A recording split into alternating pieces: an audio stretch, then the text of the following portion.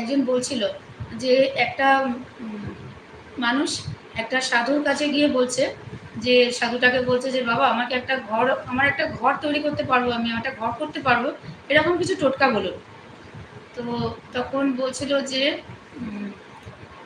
ঠিক আছে, তুমি এক কাজ করো, একটা কলসি নাও, নিয়ে একটা গাছের ডালের মধ্যে এমনভাবে আড়াআড়িভাবে রাখো, টেরাভাবে রাখো আর কি, বেঁকাভাবে একটু রেখে দাও, একটা কলসি বেঁধে রাখো ভালো করে যাতে না পড়ে যায়, কলসিটা ভালো করে গাছের ডালের সাথে বেঁধে রেখে দাও, তো তোমার ঘর হয়ে যাবে।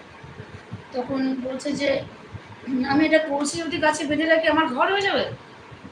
বিশ্বাস না করে চলে গেছে, বলছে হ্যাঁ তোমার ঘর হয়ে যাবে। আবার অশান্তি। কিছুদিন বাদে সাধুটার কাছে লোকটা এসছে, বলছে সাধুটাকে বলছে সাধু বাবা তুমি তো একদম ঠিক বলেছিলে, আমার ঘর হয়ে গেছে। তখন সাধু বাবা বলছে যে তোমার ঘর হয়ে গেছে কেন জানো? কোনো টোটকা আমি বলিনি তোমাকে। আমি কি বলেছিলাম যে আমি বলেছিলাম যে একটা কলসি তো একটা গাছে আটকে দিতে আড়াআড়িভাবে, আর বেঁধে দিতে বলেছিলাম যাতে কলসিটা না ভেঙে পড়ে যায়। কেন বলেছিলাম? আমি তুমি ওই কলসিটা ওখানে করার পরে রেখে আসার পরে ওখানে কয়েকটা পাখি এসে বাসা করেছিল এবং তারা বাচ্চা পেড়েছিল, তাদের বাচ্চা বড় হয়ে গেছে, তারা ঘর করেছে ওখানে।